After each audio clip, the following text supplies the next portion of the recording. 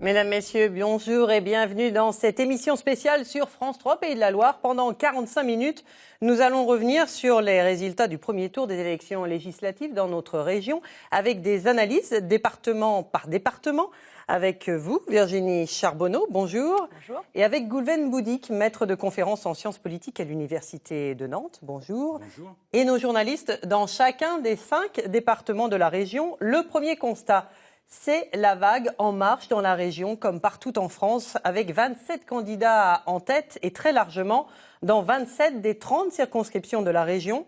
Le deuxième constat, c'est le faible taux de participation, le plus bas de la Ve République. Moins d'un électeur sur deux s'est déplacé hier pour voter. Nous allons faire le point dans chacun des départements et on commence par la Loire-Atlantique.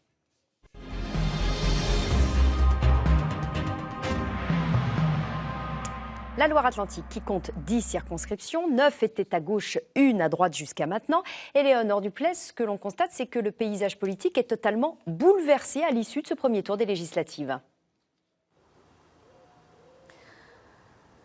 Ici, en Loire-Atlantique, La République En Marche arrive en tête dans toutes les circonscriptions. Un premier tour particulièrement cruel pour le Parti socialiste. Perdu la 3e circonscription, celle de Jean-Marc Ayrault, où Karine Daniel est évincée dès le premier tour. Perdu aussi la 8e à Saint-Nazaire, qui abrite pourtant la plus grosse section du Parti socialiste en Loire-Atlantique. Lauriane Degnaud est devancée par la France Insoumise et par la candidate En Marche, Audrey Dufeu-Schubert, très loin devant. Parmi les grosses surprises, Dominique Raimbourg, socialiste sortant, président de la commission des lois, sorti par la France Insoumise et par La République En Marche. Quant aux Républicains, s'ils obtiennent quelques duels face à des candidats En Marche, la seule circonscription qu'ils détenaient jusqu'à présent, celle de La Baule-Guérande, se trouve en ballottage défavorable. Franck Louvrier a presque 20% de moins qu'une certaine Sandrine Josso, jusque-là inconnue, et investie il y a seulement un mois par le parti du président. Seuls à tirer leur épingle du jeu, les sortants ralliés à Emmanuel Macron. Dans la première, François de Rugy arrive très largement en tête, tout comme Sophie Errante dans la 10e circonscription de la Loire-Atlantique. Merci Éléonore, vous avez donné les résultats dans 6 circonscriptions. Il en reste 4, dont voici les résultats au premier tour. Sur la 2e circonscription de Loire-Atlantique, c'est la candidate En Marche qui arrive en tête de façon très nette, Valérie Opelt. Sur la 5e circonscription, où le député sortant était Michel Ménard, le socialiste, il est devancé par la candidate En Marche Modem, Sarah El Haïry, de façon encore plus nette, 41,3% pour cette candidate. Sur la 6e circonscription, celle de Châteaubriand-Ancenis, le sortant Yves Daniel, qui a été étiqueté La République En Marche, il était autrefois socialiste, eh bien lui arrive en tête devant Alain Huneau. Enfin, dans la dernière circonscription, celle du Pays de Ré, eh bien c'est le candidat En Marche Yannick Ory qui, là encore, est très nettement devant la candidate des Républicains. Et on va revenir sur une des circonscriptions emblématiques, la 8e circonscription de Loire-Atlantique, celle de Saint-Nazaire, où Lauriane Degnaud est battue. La première adjointe du maire socialiste de Saint-Nazaire ne sera pas députée. Ce sera en face-à-face entre En Marche et la France Insoumise, dans une circonscription qui a presque toujours voté à gauche, à l'exception de 1994. On revient sur l'ambiance hier. C'est un reportage de Myriam Thiebaud et Jean-Christophe Raxi. Soit 39,0. Ici, le raz-de-marée de La République En Marche, c'est elle, Audrey Dufeu-Schubert.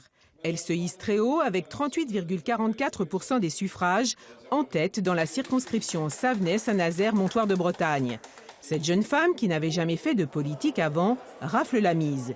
Directrice d'un établissement de santé, elle s'est imposée dans une circonscription ancrée à gauche depuis plus de 30 ans. Je pense que de nos jours, comme vous dites, un territoire qui est habituellement ancré, ça ne veut plus rien dire. On a très bien vu que le paysage politique était totalement en train de se reconstituer. Il y a une vraie mutation. Donc heureusement, les méthodes, les pratiques changent. Et voilà, non, je ne suis pas étonnée. De son côté, la candidate socialiste a été emportée par la vague macroniste. Lauriane Degnaud n'ira pas au second tour, devancée de près de 2 points par le candidat de la France Insoumise. Il y a 5 ans, la candidate socialiste qui l'avait précédée avait-elle été élue dès le premier tour. Je peux peut-être regretter que le débat politique n'ait pas vraiment eu lieu pendant cette campagne des élections législatives qui était effectivement dans la roue de l'élection présidentielle. C'est la démocratie. J'ai perdu, je l'assume. La France insoumise a devancé le Parti socialiste dans son bastion. Lionel Debré, que nous n'avons pas pu rencontrer, est retraité et membre du parti de gauche. Il lui reste une semaine pour grignoter les 21 points qui le séparent de la candidate de La République En Marche. Et nous a rejoint ici en plateau Anne-France Brunet. Bonjour. Vous êtes la candidate La République En Marche sur la 3e circonscription de la Loire-Atlantique. On va venir à vous dans un instant. Mais d'abord, Goulven, on va revenir sur l'analyse de ce premier tour des législatives dans ce département de Loire-Atlantique. C'est là que le Parti socialiste avait le plus à perdre. Et cela s'est confirmé dans une ampleur que personne n'avait vu venir. Oui, 3 choses très rapidement. La débâcle du PS avec des sortants ou des candidats nouveaux dans des cadres de succession qui échouent parfois, la plupart du temps, à se qualifier, puisque seul Michel Ménard dans le département échappe finalement à la sanction. On voit bien le poids de l'étiquette. L'étiquette Parti socialiste a constitué pour ces candidats un boulet. Et ce que l'on constate, c'est que c'est France Insoumise qui en profite, qui est en capacité de se maintenir au deuxième tour, ce qui en dit long sur 4 circonscriptions sur 10. Ce qui en dit long sur les rééquilibrages au sein de la gauche.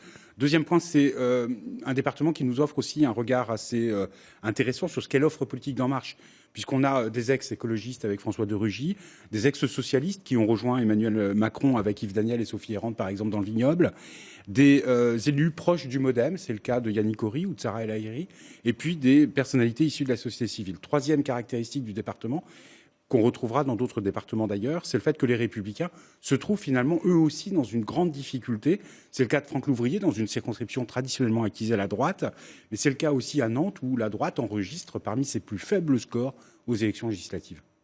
Et on accueille sur ce plateau un des nouveaux visages de la politique. Anne-France Brunet, bonjour. Bonjour. Vous êtes en tête dans la 3e circonscription de Loire-Atlantique. C'est une circonscription emblématique. C'est celle que Jean-Marc Ayrault a drainé pendant plus de 30 ans. Vous avez battu Karine Daniel, la députée socialiste sortante. Elle a totalisé 13% des voix. Vous, 38,6% des voix. Vous êtes consultante en informatique. Vous n'aviez jamais fait de politique. Est-ce que ça donne le tournis ? Effectivement, mais tout d'abord, je souhaite remercier l'ensemble des électeurs qui m'ont fait confiance, l'ensemble des soutiens que j'ai reçus tout au long de cette campagne. Les gens, vous avez l'impression que les électeurs vous ont découvert à travers votre campagne ? Je suis allée à la rencontre des citoyens, des associations, et c'est vrai que ça m'a permis d'échanger. Et maintenant, je suis bien plus facilement reconnaissable et saluée dans la rue, saluée lorsque je me déplace. Une nouvelle notoriété qui va s'imposer à vous. Vous venez d'où ? Je viens de la société civile et j'ai adhéré à En Marche le 6 avril 2016. Et donc, je me suis engagée dès le départ et j'ai donc participé à la campagne présidentielle. Et ensuite, donc, la campagne législative m'a permis justement de... Ça s'est venu naturellement ? C'est la campagne présidentielle qui vous a amené à vous inscrire en marche, en ligne, avant d'être en marche ? Non, je voyais déjà ce qui était en train de se mettre en place. Je m'étais jamais engagée en politique. Je suivais la politique, mais je ne me reconnaissais pas au sein des différents partis. C'est pour ça que je me suis jamais engagée auparavant dans des partis politiques. Alors qu'est-ce que vous allez faire de différent des autres députés, des partis traditionnels, si vous êtes élu ? Oh, tout à fait. Il faut rester humble et là, c'est pas terminé. On a encore une semaine de campagne. Disons que je veux, avec l'ensemble de mes concitoyens de la 3e circonscription, travailler ensemble et mettre le citoyen au cœur de la politique. Vous aviez l'impression que jusqu'à présent, les députés ne portaient pas la parole des citoyens ? C'était ça votre sentiment ?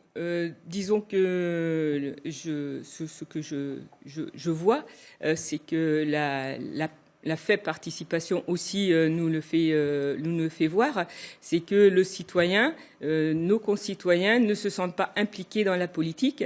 Et lors de la présidentielle, nous avons vu, et même avant, lors de la co-construction du programme, qu'il y avait une autre manière de faire la politique et d'associer. Alors ce programme, quel est-il ? Quelle est la partie du programme que vous voulez mettre en avant là tout de suite si vous êtes élu ? Le programme, c'est une vision globale. que l'on a co-construit tous ensemble.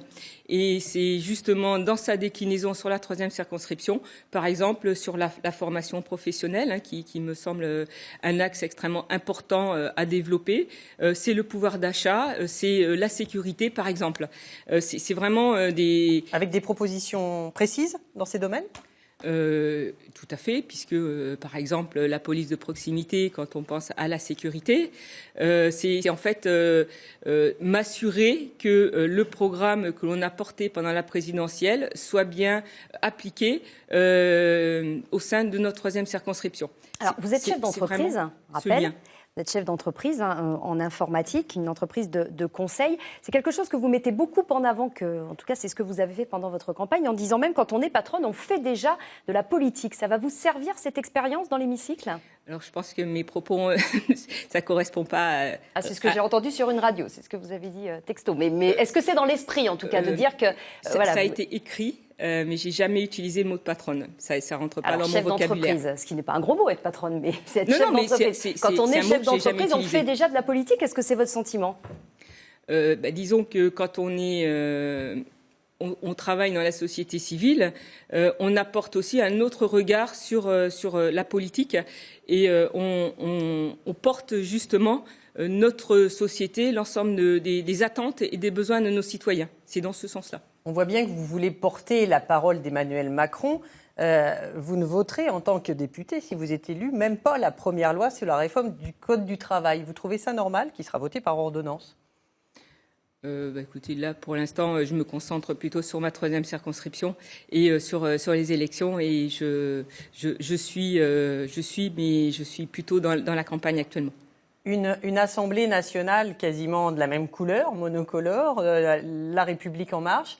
Pour vous, c'est démocratique ou ça présente un danger, un risque ? Écoutez, à mon sens, c'est un vote démocratique. Merci beaucoup, en tout cas, d'avoir été notre invitée ce midi, Anne-France Brunet. Merci. Je rappelle que vous êtes en tête dans la 3e circonscription de Loire-Atlantique, celle de Karine Daniel et historiquement celle de Jean-Marc Ayrault.